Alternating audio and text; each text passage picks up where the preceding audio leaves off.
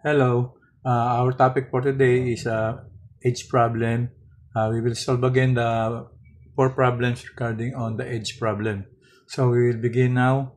In 40 years, Dustin will be 11 times as old as he is right now. How old is he right now? So pinapahat dito yung present age ni Dustin. So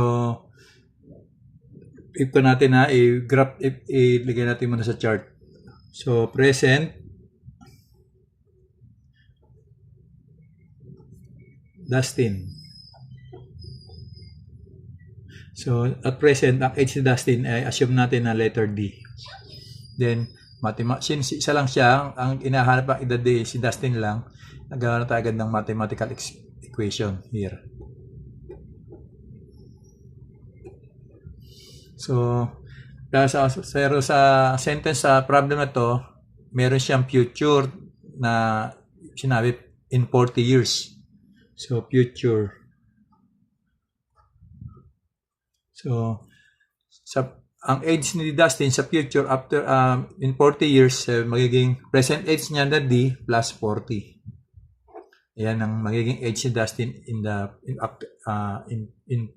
40 years. So, tingnan natin ang sentence para maigawa natin ang mathematical equation. So, Dustin will be, sabi niya, Dustin will be 11 times as old as he is right now. So, in 40 years, ano ang edad ni Dustin? D plus 40. Since nakalagay dyan will be, that is future tense. Kaya, D plus 40 is equal to 11 sa present age niya. 11 times as old as he is right now. Ang present age niya is D. Ayan. Simplify natin. So, baliktarin lang natin 11D is equals to D plus 40. So, yung D na to, mag-subtract tayo ng D, both side,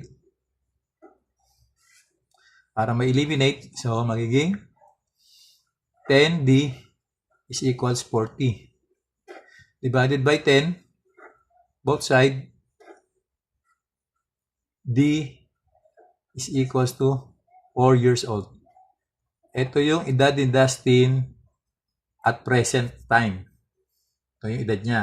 Tingnan natin, compare natin sa sinabi na condition. In 40 years, 11 times ang old ni Dustin. So, D plus 40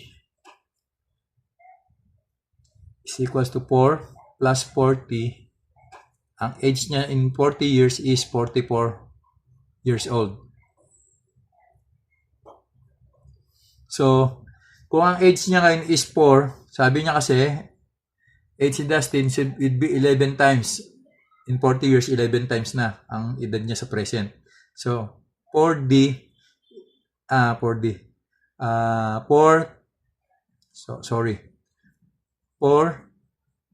times 11 is equals to 44 years old. So, itong equation na to nagtutugma sa kanya dahil sinabi dyan, D plus 40 is equals to 11D. So, ito, ang equivalent ito is 44. At ang kabila naman din is 44. So, balance. So, ito yung answer Answer.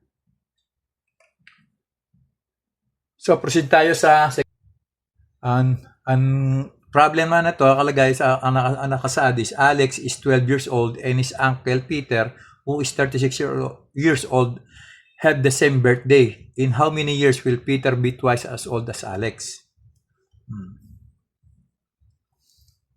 Sabi niyan, si Alex daw ay 12 years old at si Peter naman daw is 36. Kailan ilan taon daw na yung dalawa, si Peter at si Alex ay magiging twice.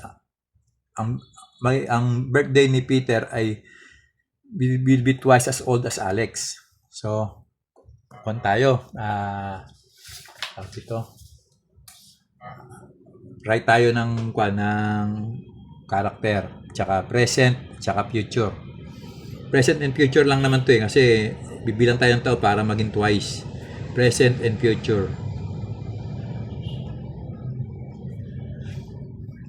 Kasi ko naman nakita mo naman yung word will, Peter, be. That's future tense. Sa present, si Alex.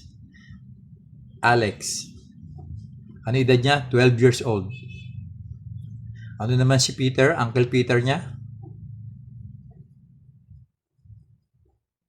is 36 years old.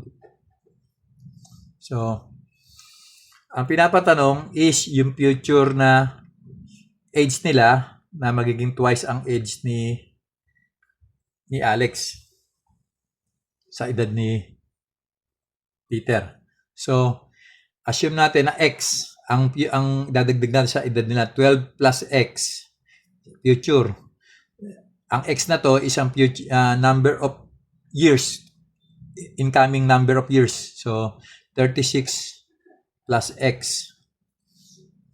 So ang question is, in how many years will Peter be twice?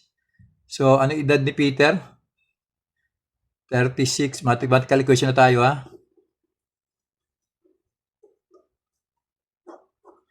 36 plus X will be equals twice as old as Alex. So, edad ni Alex sa future is 12 plus X. Yan ang one. Simplify natin ang mathematical equation na yan. 36 plus X is equals to 24 plus 2X. So, simplify. 36 minus 24 is equals to 2x minus x. So, 12 is equals x.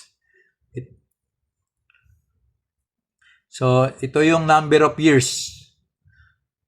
Number of years, 12 years.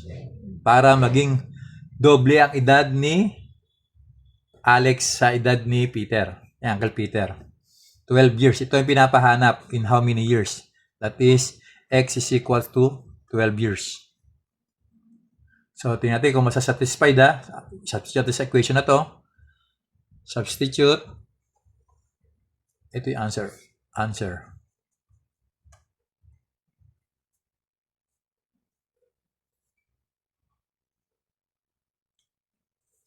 Answer niya is 12 years. So, substitute. X is equals 12 in equation in the mathematical equation. So, 36 plus 12 is equals to 2 times 12 plus 12. 36 plus 12 is 48. Then, bila naman, 12 plus 12 is 24 plus times 2 is 48. So, equal.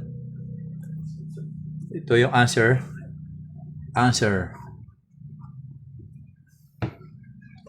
Next problem tayo. Problem number 4.